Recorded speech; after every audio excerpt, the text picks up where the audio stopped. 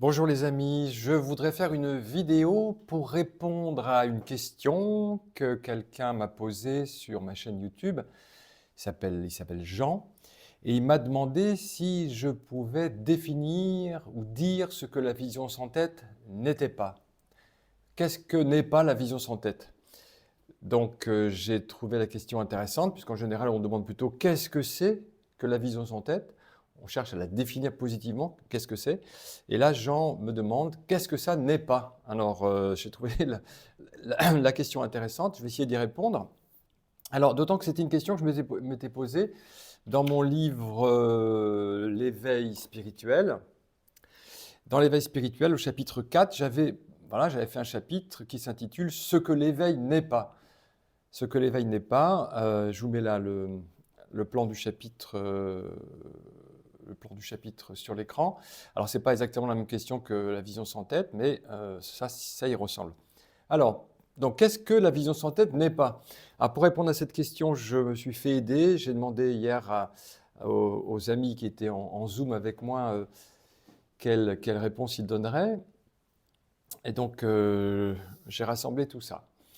Alors, qu'est-ce que la vision sans tête n'est pas? Alors, je précise que d'abord, quand même, je vais dire ce que c'est. Donc, c'est une voie spirituelle d'éveil à soi-même, une voie de connaissance de soi, initiée par le philosophe anglais Douglas Harding, voilà, que j'ai bien connu. Bon, mais ça dit ce que c'est rapidement. Mais qu'est-ce que ça n'est pas? Alors, d'abord, ça n'est pas une religion. La vision sans tête n'est pas une religion. La religion, c'est trois choses. C'est un dogme, c'est un rite et c'est une communauté. Alors, dans la vision sans tête, il n'y a pas de dogme du tout, il n'y a rien à croire. Au contraire, on invite plutôt les gens à douter de ce qu'on raconte et à tester par eux-mêmes les expériences qui sont proposées. Donc, rien à croire, tout à vérifier par soi-même, tout à tester. Euh, et c'est ça qui est très important, la vérification par soi-même. Vous êtes votre propre autorité dans la vision sans tête. Il n'y a pas non plus de rite, il n'y a pas de culte. Euh, Certes, il y a des expériences, mais ça n'a rien à voir avec un rite ou un rituel. Et enfin, il n'y a pas non plus de communauté, en tout cas pas de communauté formelle, il y a une communauté informelle d'amis, voilà, il y a des liens, évidemment, forcément, des liens d'amitié qui se tissent entre les gens qui s'intéressent à la vision sans tête, mais pas de communauté formelle. Donc ce n'est pas non plus, donc c'est pas une religion, c'est pas non plus une philosophie. Moi, je suis professeur de philosophie, donc par philosophie, très souvent, on entend un système d'idées, un système de concepts. Il y a des concepts dans la vision sans tête, il y a des idées dans la vision sans tête, mais ce n'est pas le principal. Le principal, c'est l'expérience spirituelle, c'est l'expérience d'éveil. Et Douglas Harding disait très souvent, il faut passer du concept au percept. Donc on ne peut pas se contenter de rester dans des idées, dans des concepts. Ce n'est pas quelque chose à comprendre, la vision sans tête, c'est quelque chose à vivre, à expérimenter. Donc pas une philosophie. Ce n'est pas non plus du développement personnel. Le développement personnel, c'est très estimable, mais ça consiste en quelque sorte, à faire que le moi aille mieux, à améliorer le moi, ou en tout cas à faire en sorte qu'il soit plus adapté au monde, plus adapté au travail, plus adapté à sa vie de couple, plus adapté à la société. Il y a plein de livres de développement personnel qui marchent très bien d'ailleurs. Donc, dans le développement personnel, on essaye d'améliorer l'ego, de le rendre moins douloureux, par exemple. Alors que dans la vision sans tête, comme dans toute voie spirituelle authentique d'ailleurs, il s'agit plutôt de sortir du moi, de sortir de l'ego, de dépasser l'ego. Donc c'est plutôt, en ce sens-là, c'est plutôt un développement impersonnel que personnel. Même si le développement personnel peut mener à la recherche spirituelle. On commence souvent par s'intéresser au moi, à ce qui ne va pas, en lui. On cherche à aller mieux, et c'est tout à fait légitime. Et après avoir commencé par le développement personnel, souvent, pas toujours, mais souvent, on s'intéresse au développement impersonnel, à une voie spirituelle. La vision sans tête, ce n'est pas non plus une voie traditionnelle, une voie spirituelle traditionnelle, dans la mesure où Douglas Harding n'a eu aucun maître. Il ne s'inscrit pas dans une voie traditionnelle, par exemple dans la voie du bouddhisme ou dans la voie du soufisme. C'est quelque chose de nouveau, la vision sans tête, qui donc est apparu dans la deuxième moitié du XXe siècle.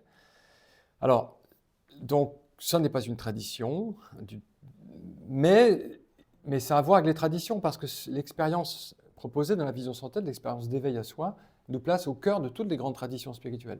Nous place au cœur du bouddhisme, au cœur du christianisme, au cœur du taoïsme, au cœur de l'hindouisme. Mais c'est quelque chose de nouveau et c'est revendiqué comme tel. Voilà, la vision sans tête ne veut pas devenir une tradition, ça n'est pas une tradition. C'est une proposition nouvelle de partage des vérités anciennes, en fait, si vous voulez. Voilà. Mais c'est une voie spirituelle, authentique. Donc ça, c'est le point que je veux dire maintenant.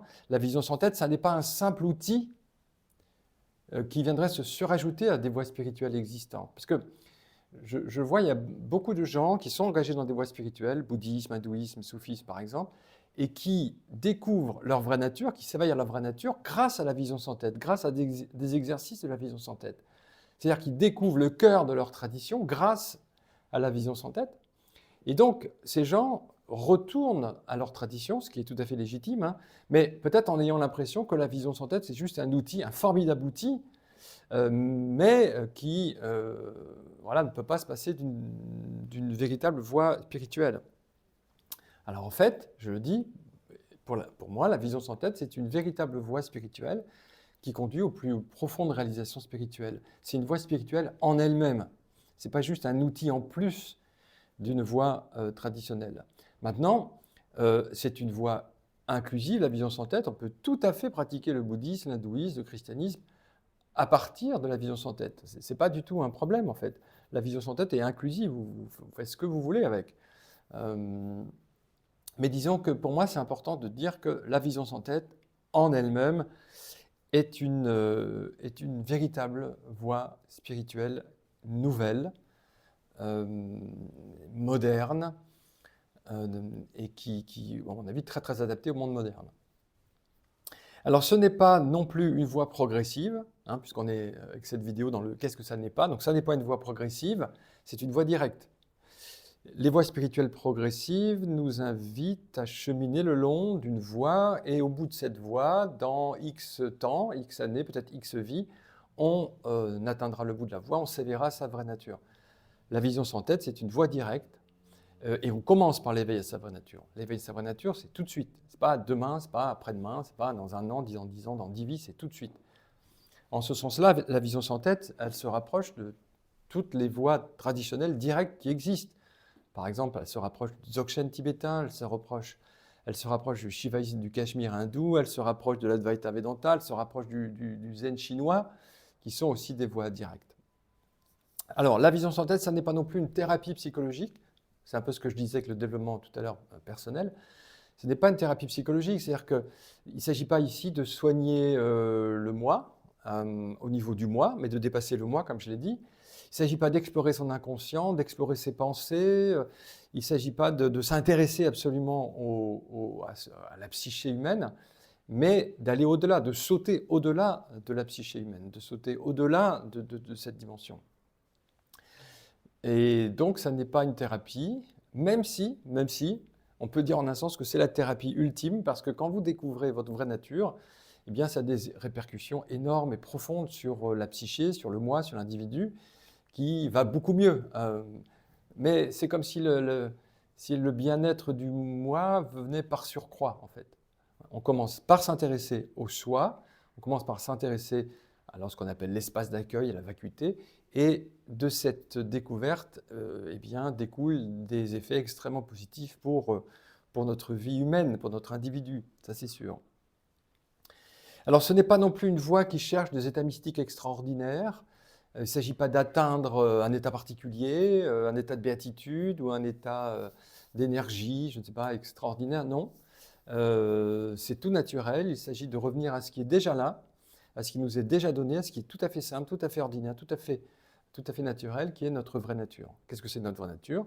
C'est l'espace, là, hein, l'espace de conscience à partir duquel, en ce moment, le monde est vu. Voilà, donc c'est tout à fait simple, c'est tout à fait naturel. Naturel et en même temps aussi surnaturel, parce que en général, on ne voit pas cette dimension de nous-mêmes, on la néglige. Donc quand on la découvre, on s'aperçoit que c'est extrêmement précieux, puisque c'est notre être le plus intime et à la fois notre être le plus transcendant. Donc ça n'est pas rechercher des états extraordinaires du tout. Non, du tout. Ce n'est pas compliqué. Ce n'est pas compliqué la vision sans tête, c'est très très simple. D'ailleurs, toutes les voies spirituelles authentiques sont simples. Découvrir sa vraie nature, c'est simple. Si on vous dit que c'est compliqué, on ne parle pas de ça. On vous parle de la métaphysique hindoue, enfin, de la métaphysique de l'Advaita Vedanta, de la philosophie plotinienne ou de la Kabbale juive, qui sont compliquées, qui sont intéressantes mais compliquées. L'éveil à sa vraie nature est simple. Tous les grands maîtres le disent, la vision sans tête le confirme, c'est simple. Qu'est-ce qu'il y a de plus simple? Qu'est-ce qu'il y a de plus simple que de prendre conscience de votre vraie nature en ce moment, de l'espace de conscience à partir duquel le monde est vu? Simple. Alors, et oui, c'est Teresa qui a dit ça hier soir, c'est très juste. Donc, la vision sans tête, ce n'est pas avec tête. Voilà, ce n'est pas avec tête. Parce que la plupart du temps, dans la vie, on vit avec tête. C'est-à-dire, on vit en étant identifié à son visage, en étant identifié à, oui, à son visage, à sa tête. On s'imagine qu'on est un moi à l'intérieur de sa tête et qu'on observe le monde à distance, là-bas. On est identifié à ce visage. Hein, voilà, quand on voit ce visage dans le miroir, on dit c'est moi, sans aucun problème. Eh bien, la vision sans tête, ça n'est pas vivre en étant identifié à son visage. C'est vivre en prenant conscience qu'on ne voit pas sa tête. Qu'on ne voit pas sa tête et qu'à la place de sa tête, on découvre un espace immense rempli du monde. Et je suis sûr que c'est votre cas en ce moment. En ce moment, vous ne voyez pas votre tête. À la place, vous voyez un espace rempli du monde. Donc la vision sans tête, ça n'est pas avec tête. Et ça, c'est une découverte extraordinaire de Douglas. C'est une voie d'entrée très simple vers qui nous sommes vraiment, vraiment. La vision sans tête, ça n'est pas non plus un travail acharné. Ce n'est pas faire des efforts. Ce n'est pas le résultat d'une tension, d'exercices compliqués. Pas du tout. C'est plutôt se détendre dans ce qui nous est donné, se détendre dans cette ouverture qui est déjà là. C'est un ne pas faire, comme dit l'ami Franck Thérault, c'est un laisser-être, c'est un laisser ouvert, c'est un abandon dans ce qui nous est donné ici et maintenant, dans ce grand espace ouvert. Moi, j'appelle ça la méditation naturelle, parce que cet état est naturel, en fait. Qu'est-ce qu'il y a de plus naturel que d'être soi-même? Non pas l'individu, mais ce grand espace ouvert. Donc, ce n'est pas un travail acharné, c'est pas the work, c'est pas le travail, c'est le repos, la détente, la grande vacance. Oui, la vision sans tête, ça n'est pas quelque chose à atteindre, comme j'ai dit tout à l'heure, ce n'est pas quelque chose à atteindre dans le futur, c'est voir ce qui est déjà là. L'espace ouvert, il est déjà là, c'est déjà ouvert. La vision sans tête, ce n'est pas juste la vision, comme l'a fait remarquer un ami hier soir aussi, ce n'est pas juste la vision, parce que tous les sens peuvent nous mener à qui nous sommes vraiment. On utilise le mot vision sans tête en français parce que la vision est un sens très important pour nous, pour l'homme, puisque voilà, nous fonctionnons avec les yeux, avec la vision, nous voyons le monde les yeux grands ouverts, donc c'est très important d'avoir une voix qui utilise aussi la vision comme support, mais tous les sens nous conduisent à qui nous sommes. Hein. L'ouïe, le toucher, le goût, l'odorat, peuvent nous conduire à qui nous sommes vraiment. Les pensées aussi peuvent nous y ramener. D'ailleurs, en anglais, cette voie s'appelle Headless Way, la voie sans tête. Donc c'est peut-être plus large que juste la vision sans tête. Donc la vision sans tête, ce n'est pas juste la vision. C'est tout. Tous les sens nous mènent à qui nous sommes vraiment. Ce n'est pas non plus une voie avec un maître. Voilà, Douglas ne s'est jamais revendiqué comme maître. C'était un ami sur la voie. Donc c'est une voie où vous avez beaucoup d'amis, pas de maître. Vous êtes votre propre maître. Ça, pour moi, ça a été libérateur, parce que je ne voulais pas d'une voie avec un maître, avec un gourou. Donc, pas de maître dans cette voie, mais des amis. Et cette vision sans tête, ce n'est pas non plus un satsang. Dans un satsang, justement, parce que je parlais du maître, dans un satsang, vous avez quelqu'un qui sait, qui est sur une chaise, sur une estrade en général. À côté de lui, il y a une orchidée.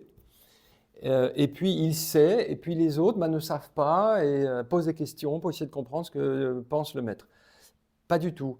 Dans la vision sans tête, c'est un partage. D'ailleurs, les ateliers se font en rond et on partage les exercices ensemble, on partage les expériences ensemble. C'est le partage du trésor de notre vraie nature. Et ça aussi, c'est nouveau, je crois. Cette voie est démocratique. Elle n'est pas hiérarchique.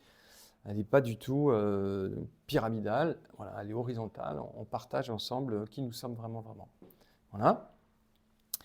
Et puis, peut-être on pourrait terminer par ça, ça n'est pas sérieux. La vision sans tête, ça n'est pas sérieux. Je veux dire par là que c'est plein d'humour. Oui. Douglas insistait beaucoup là-dessus.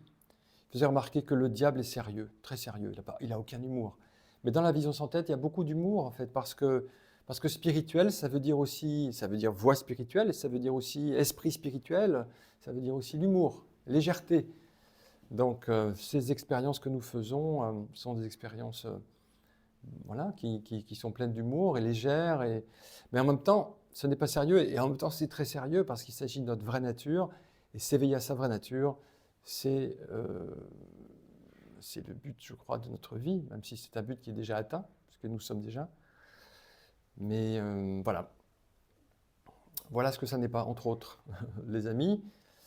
Donc merci à Jean d'avoir posé cette question. Merci aux amis qui hier soir m'ont donné ces idées. Et puis à très bientôt. Au revoir.